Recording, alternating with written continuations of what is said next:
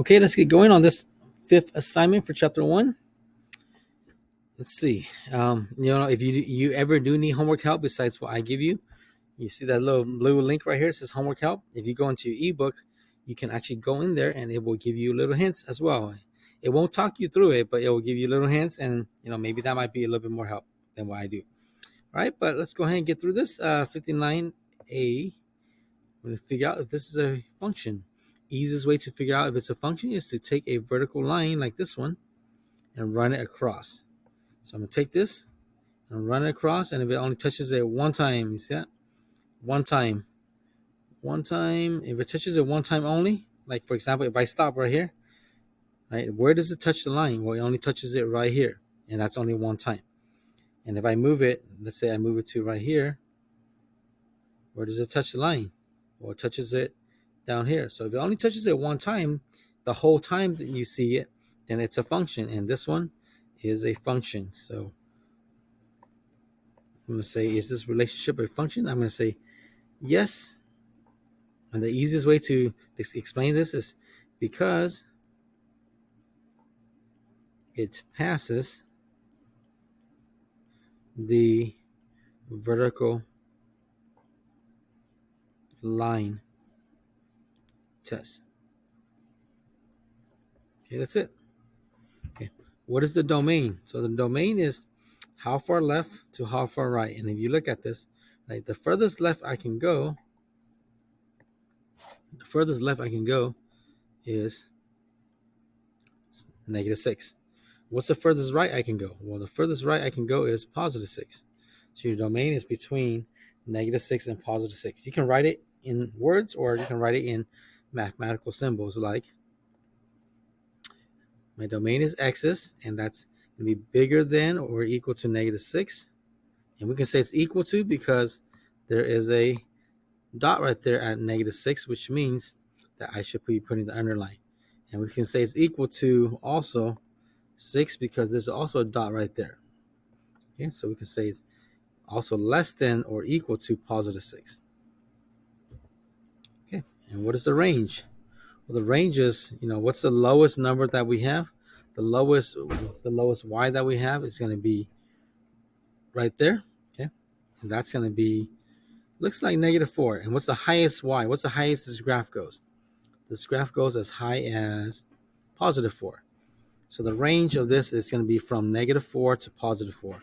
You can write it in words, or you can write it in terms of a mathematical sentence. So we're going to write y in the middle because we're going in between, and this is going to be y is greater than or equal to -4, and y is less than or equal to +4. Okay, and that's all there is for that one. Okay, moving on to this one right here. So you can always use a calculator, but let's do this by hand. Okay, so square root of 27. So you may have forgotten this, or actually, excuse me, it's not square root. It's a cubic root. Cubic root of 27. Right. So cubic root just means 3 of the same thing. So 27.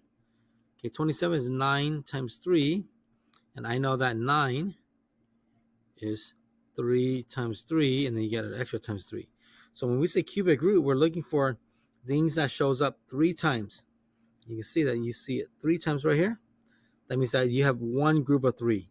And if you have one group of 3, the cubic root of that one group of 3 is just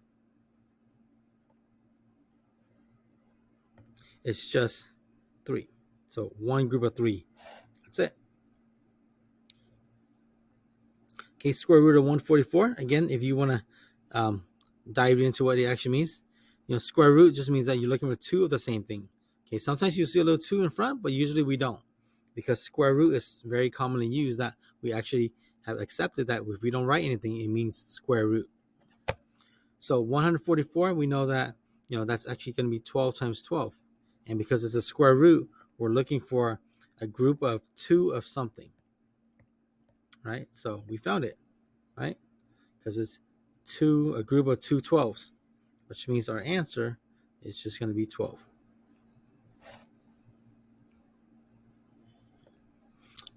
Next one, square root of 3 squared, right? And 3 squared is 9, and we know 9 is 3 times 3. So again, we find a group of 3s, and we're looking for a group of, we find a group of 2 3s, right? And we're looking for groups of 2 because, again, this is a square. Okay, that's why we call it square root. Okay, square root's the only one that we don't write the 2 with. Okay, anything else you have to write a 2, but square root's the only one you don't write it. And we found a group of 2. We found a group of 3, which means that we have that one group. So the answer is just 3. Okay, let's look at the backside. Uh-oh.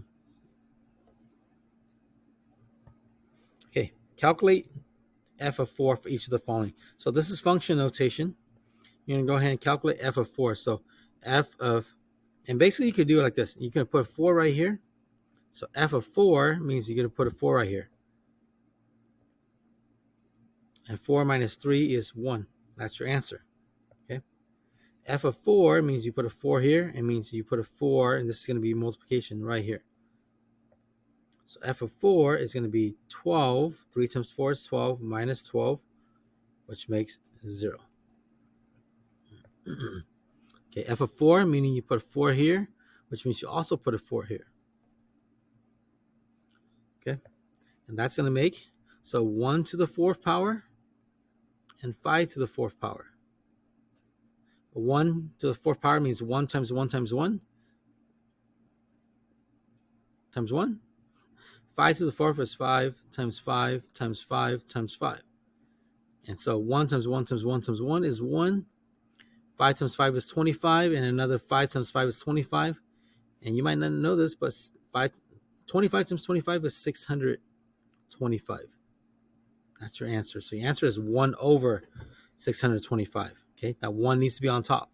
You can't just say 625.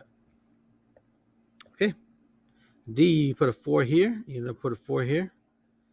So f of 4 is equal to, you're going to have to work the parentheses first. You have to work the inside. So 4 minus 2 is 2.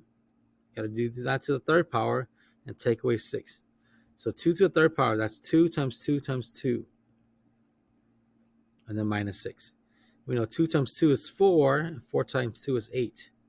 Minus 6. And 8 minus 6 is 2. Okay, last part. Rosalinda examined the angles at right and wrote the equation below.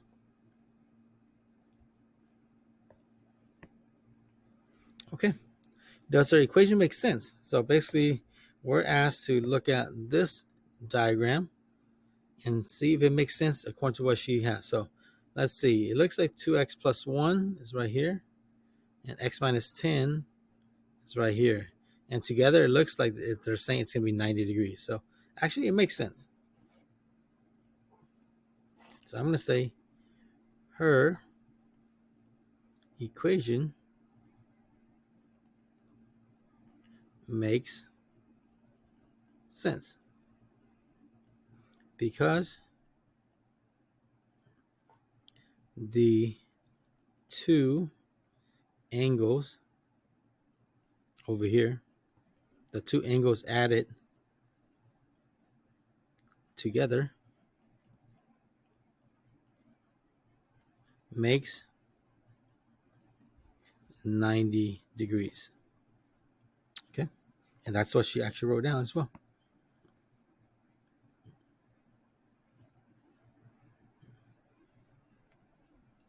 How do you know it's 90 degrees? Well, if you look, you see a little box right here. That little box means total is going to be 90 degrees. If you're not already done so, solve her equation. Clearly showing all your steps. What are the measures of each of these angles, right? So we need to solve her equation right here. So I'm going to write it down. 2x plus 1 plus x minus 10 equals 90 degrees. All right, notice that each of these are little degrees here. Degrees here, degrees, which means you can only add the degrees together. Okay, so you can add the x's together. So 2x and one more x makes 3x. Okay, you might not have learned this yet, but we're actually going to do this in the next lesson. or in the next chapter after we take a chapter test. And then you're going to have a 1 degree minus 10 degrees. That makes negative 9 degrees. That's going to equal 90 degrees. Okay. Up next, we're going to go ahead and add 9 degrees to both sides. Okay, we do that so that way the negative 9 degrees will be able to cancel out with a positive 9 degrees.